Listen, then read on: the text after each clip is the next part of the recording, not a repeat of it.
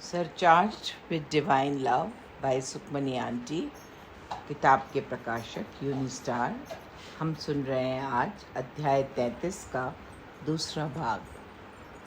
संगमरमर का मंदिर घर लाने के 1 या 2 दिन के भीतर मेरे पिताजी को प्रोस्टेट कैंसर का पता चला, जो चौथे चरण में था, और उनके मूत्राशय में एक न्यूरोएंड्रोक्राइन ट्यूमर का पता चला।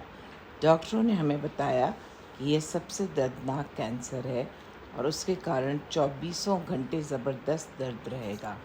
यह सलाह दी गई कि बीमारी बढ़ने पर हमें दर्द प्रबंधन के लिए पीजीआई अस्पताल चंडीगढ़ से संपर्क करना चाहिए। 2 सर्जरी और ओरल कीमो की दवाओं के बाद मेरे पिताजी अच्छा महसूस कर रहे थे। इस बार जब कोई चीज़ मुझे परेशान करती थी तो मैं संगमरमर के मंदिर की ओर दौड़ती थी और मुझे उत्तर मिल जाता था, या जो कुछ भी हो रहा था उसका सामना करने के लिए मैं शांत और मजबूत महसूस करती थी। मुझे लगा कि अपने वचन के प्रति गुरुजी उस मंदिर में स्थापित थे और उन्होंने हमें कठिन समय से गुजरने की शक्ति दी। थोड़े समय के लिए मेरे पिताजी ने उस शहर में एक ऑन्कोलॉजिस्ट से सलाह ली जहाँ मेरी बहन रह रही थी। वे अपनी जांच के लिए वहां जाते और अपने नाते नातिनों के साथ कुछ समय का आनंद लेने के लिए कुछ अतिरिक्त दिन रुकते। माँ और मैं कभी उसके साथ जाते और कभी वे अकेले जाते थे। ऐसी ही एक यात्रा जब वे मेरी बहन के साथ थे और माँ और मैं चंडीगढ़ में थे, उन्होंने लगभग सुबह 2 बजे हमें परेशान हालत में फ़ोन किया। मुझे याद है कि वह 2016 का दिसंबर था और उन्होंने जो कहा उसे सुनकर मैं और माँ घबरा गए और सदमे में आ गए। उन्होंने कहा कि वे मेरी बहन को फ़ोन करने की कोशिश कर रहे हैं, लेकिन वह अपना फ़ोन नहीं उठा रही है। मेरी बहन का एक बड़ा घर है और उसका कमरा पहली मंजिल पर था, जबकि पिताजी नीचे के अतिथि बेडरूम में रहना पसंद करते थे।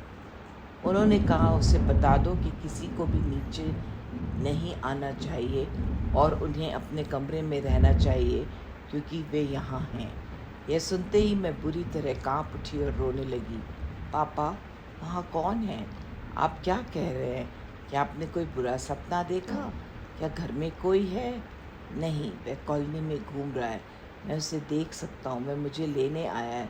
यह सुनकर मैं डर के मारे कांपने लग गई और फिर पूछा, आपको कौन दिख रहा है? कृपया हमें बताएं कि क्या हो रहा है। वह एक काली छाया है और मैं उससे नहीं डरता। मैं जाने के लिए तैयार हूँ। दरअसल मैं बेड साइड लाइट को चालू और बंद करने उसके पास आने का संकेत दे रहा हूँ।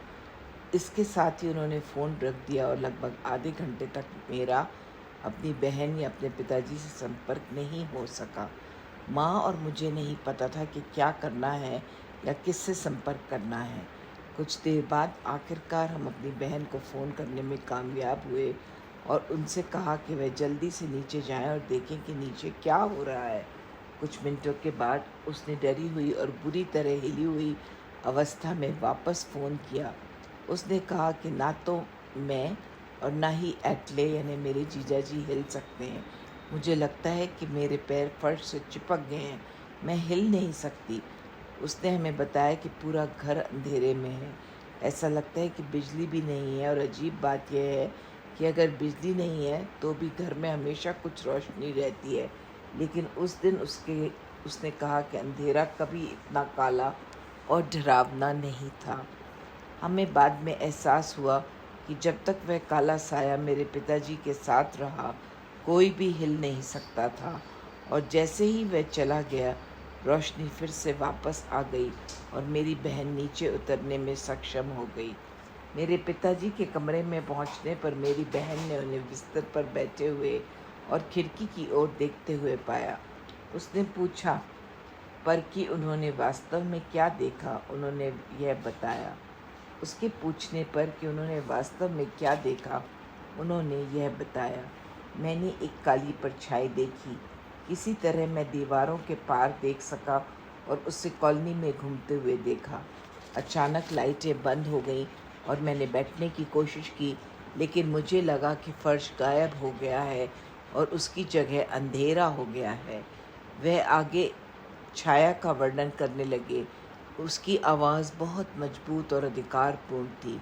वह पहले मुझ पर हँसा और मैंने उससे कहा कि मैं आपसे नहीं डरता। आप मुझे लेने आए हैं, मैं जाने के लिए तैयार हूँ। छाया ने उत्तर दिया और कहा, तू कुछ भूल रहा है। इससे क्या फ़र्क पड़ता है कि मैं क्या भूल रहा हूँ? मैं किसी भी हालत में अपने साथ कुछ भी नहीं ले जा सकता। छाया फिर हंसी और बोली, कोशिश करो याद करने की, अभी तुम्हारा समय नहीं है। इसके साथ ही पिताजी ने कहा कि वे धुएं में बदल गया और इससे पहले कि वह खिड़की से बाहर जाएं, उसने कुछ निश्चित दिनों की संख्या बताई। मैंने दिनों की गणना की और वह 3 महीने तक का समय बना।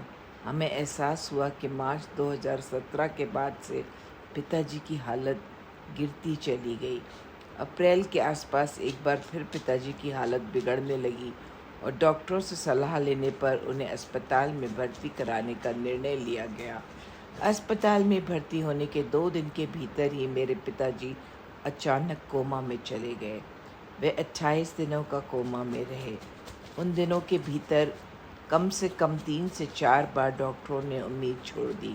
उन्होंने हमें उनसे आखिरी बार मिलने के लिए कहा क्योंकि उन्हें लगा कि पिताजी रात नहीं निकाल पाएंगे, परंतु अगली सुबह किसी चमत्कार से उनके पैरामीटर फिर से स्थिर हो जाते।